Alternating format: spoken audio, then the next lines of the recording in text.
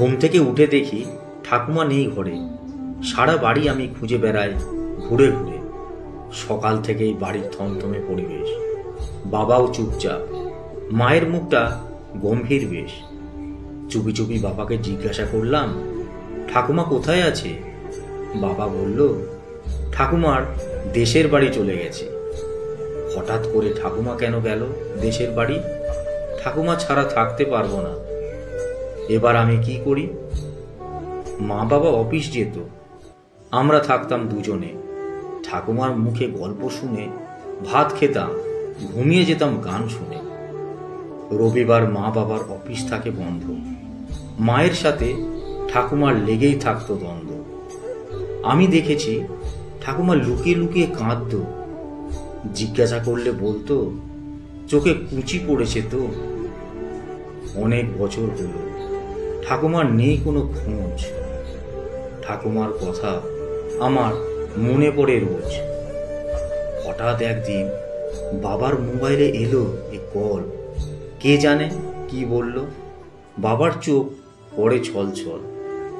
বাবাকে জিজ্ঞাসা করলাম, কে ছিল, কি বলল তোমাকে? বাবা বলল, তোর ঠাকুমার খুবই অসুস্থ, যেতে হবে আমাদেরকে। আমি বললাম, চলো দেশের বাড়ি, ঠাকুমার কাছে। বাবা বলল, দেশের বাড়ি নয়, তোর ঠাকুমা বৃদ্ধাশ্রমের আছে। রেগে গিয়ে বললাম, এত বছর আমাকে মিথ্যে বলেছিলে। দেখবে তোমাদেরকেও ছেড়ে আমিও যাব একদিন চলে। বৃদ্ধাশ্রমে গেলাম ঠাকুমাকে ফিরিয়ে আনবো বলে। গিয়ে দেখি চিরকালের মতো ঠাকুমা আমাদের ছেড়েই গেছে চলে। একটা চিঠি ঠাকুমা রেখে গেছে আমার জন্য। ঠাকুমার চিঠি পেয়ে আমি হলাম ধন্য। চিঠিতে লেখা আছে, প্রতিশ্রুতি দে দাদু ভাই আমাকে, কোনোদিন বৃদ্ধাশ্রমে পাঠাবি না মা বাবাকে। তুই ওদের একমাত্র সন্তান, থাকতে পারবে না তোকে ছাড়া।